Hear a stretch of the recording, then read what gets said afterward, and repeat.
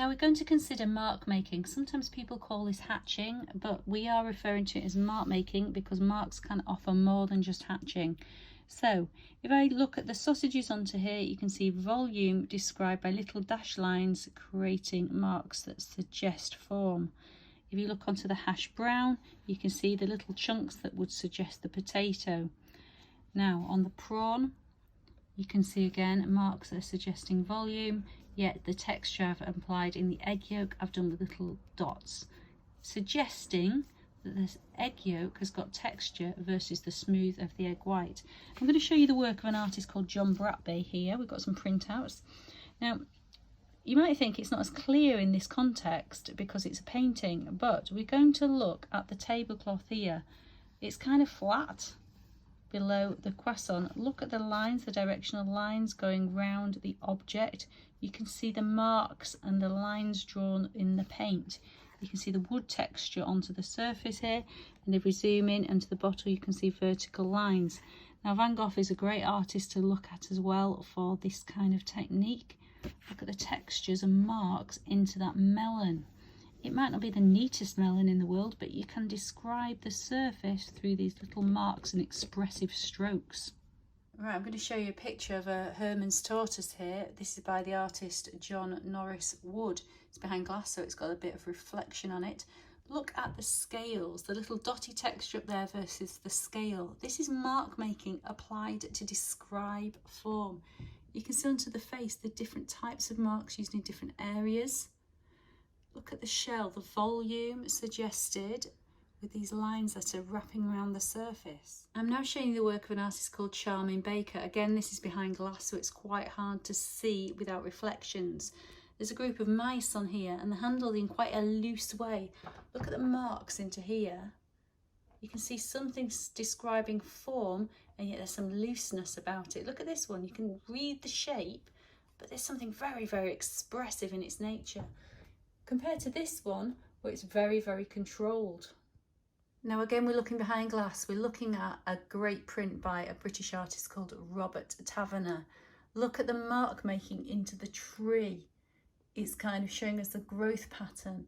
Look at the fields, the way they've been handled in different ways, the way these plants are growing and showing some kind of movement, possibly with the wind rippling around them.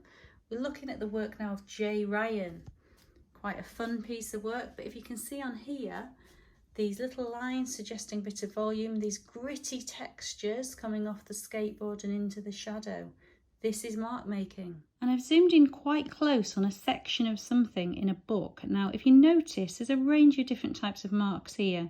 Sort of large, chunky marks and marks that are suggesting volume, ripples, dots. There's lots of them. Now, if I zoom out, this will start to make a little bit more sense. It is a sea image by Van Gogh. Now you can see these types of marks in all of his paintings, but look at the scale of the mark, the density, the direction. There's definitely a sense of water and movement here, yet a calmer section as we look out towards the horizon. Look how he's handled the sky. Look, there's a darker patch up here. It's more evenly distributed in places and then more sparsely distributed, so it's creating different pace. Look at that direction of line into the boats. Look at the oar coming off this boat with the horizontal line. So a bit of directional line in your mark making. Scale of marks can be applied as well. And here I'm looking at pattern. Now this book's called Soviet Style. If we zoom in, we can see how little dots and lines have been used to generate these star patterns. This is a radial pattern where it's generated a centre point and there's more coming out of it. There's like flags coming into it. I'm going to show you another one in this same book. I'll give you a moment. This one it's quite a regular pattern, but notice it's been made up by lines in different directions. Also, I'm going to go on to another book we've got here. It's Art Deco Textiles, French designers. And if we look at this particular pattern by a lady called Henry, we come in quite close. See these little marks? Now these marks are made by stitch, so this is a fabric pattern, but it's still made up of little teeny marks. So to practice mark making techniques, we have some boxes drawn out on a sheet. You can just use a pencil, but if you consider that we've looked at a range of different artists and different types of marks, they have used different scale implements. So Van Gogh was probably using a dip pen, and he had quite large marks, chunky marks into those waves, and smaller marks. So it might be that if you have a range of materials, you could try this in different ways, but you can just do it with pencil. I'm going to demonstrate. Your teacher may ask you specifically in box 1 to do a certain type of mark making. I'm just going to cover some principles across this sheet because you will go on to fill out more mark making techniques yourself. So into this box, I'm just building up little dashes. Notice I'm doing a kind of flick technique. It's quite neat at one end, it kind of comes to a point at another. Now I'm keeping the density and distribution fairly similar, so it's going to be about an even tonal darkness.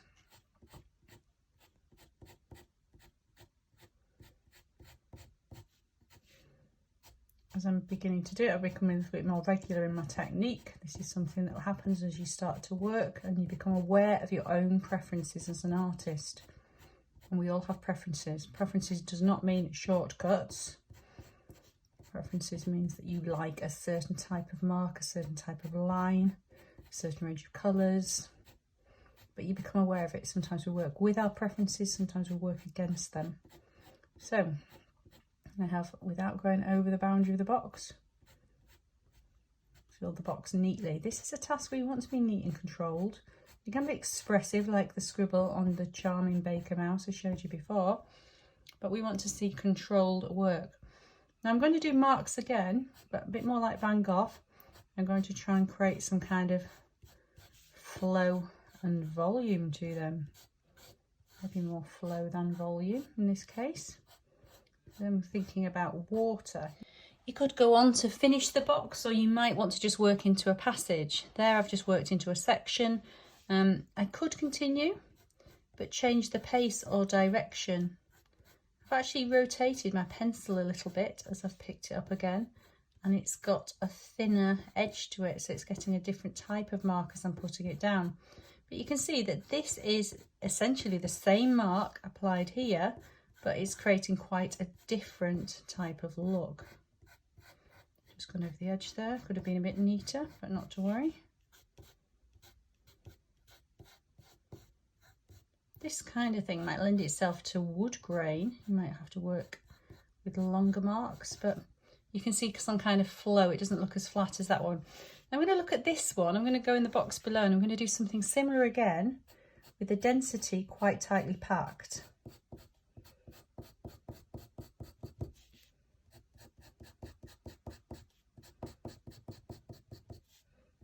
Now notice what I'm beginning to do. See how I'm beginning to space the marks out a little bit further. I'm doing it in quite regular lines in this one.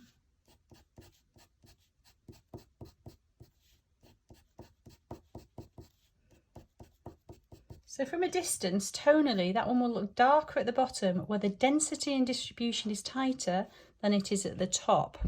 Think about concentrations of gases and parts in liquid. Now, I might do something completely different. I might go for a scribbly technique like the charming baker mouse. This is not one of my preferred techniques, but if drawing a kind of plant structure, bush, I might kind of adopt something of this type. I'm going for the gradient effect we've seen here. So I've got the density and distribution quite tightly packed at the bottom, and it's getting lighter. I'm actually pressing lighter as well as I've gone to the top. So you can see a range of things happening. I will change material and go for a fine line, and I appreciate not everyone will be doing this. What should I do in this one? I'm going to go for a dot and dash technique here. I've been influenced by Van Gogh's water, I can tell you that for nothing, because it's just in my mind. I quite liked looking at that water and analysing the types of marks, so I think that's one of the things that's coming across into the marks I'm making. So I've got a section, a passage in that pen, but I'm going for a slightly thicker pen now. So in this beryl pen range. Now I am not drawing pictures, I am not drawing patterns in terms of regular things like circles. I'm just drawing marks. I could build up. I could actually get a thicker pen again.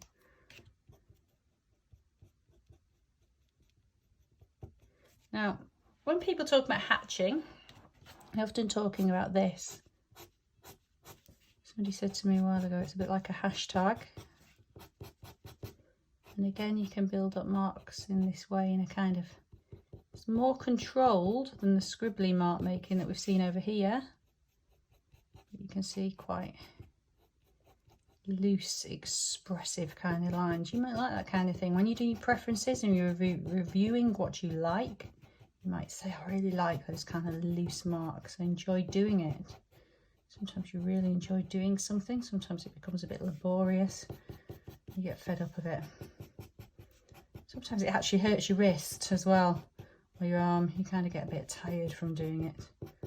These are all legitimate things artists know about. Again, I'm doing that thing where I like the density getting more spaced out, density and distribution, scalar marks.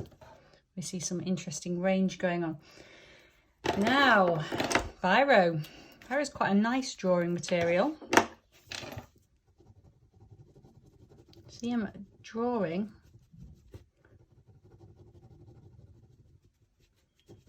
like a zigzaggy mark, but maybe it looks a bit like a flame, pressing harder in places and lighter.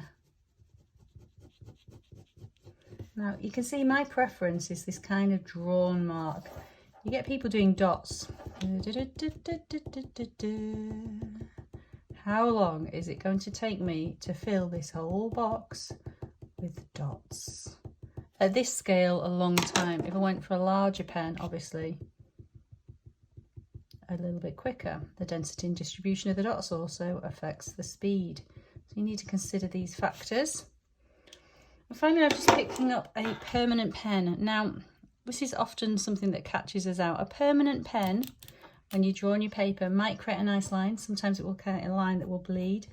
It's quite a fine permanent pen, but this pen will go through the paper. So if you're working in a sketchbook and there's a page behind that you're trying to protect, this pen is going to go through. Avoid this pen. If you wanted to add watercolour or wet materials over the top of it, this pen is good because it won't move. These pens will run. This pen won't. This biro won't run as well. But pens that are water-based will run with water, which is a technique you might like to try, but not at the moment. You're just working with mark making.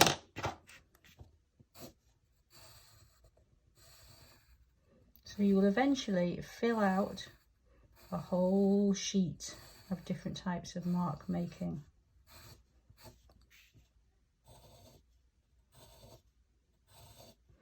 Try and be controlled into your boxes and not go over the edge. We like to see control. Even later, if your work becomes looser, that's fine, but we want to see that you have the ability to control rather than just work loosely. This is reminding me of the warp and weft of some fabric. When we look at fabric under a microscope, like woven fabrics like cotton, you will see little lines into them like this. That's a little bit organic. See how the weight of the line in that one changes. Sometimes it's heavy, sometimes it's quite fine and light. Enjoy mark making.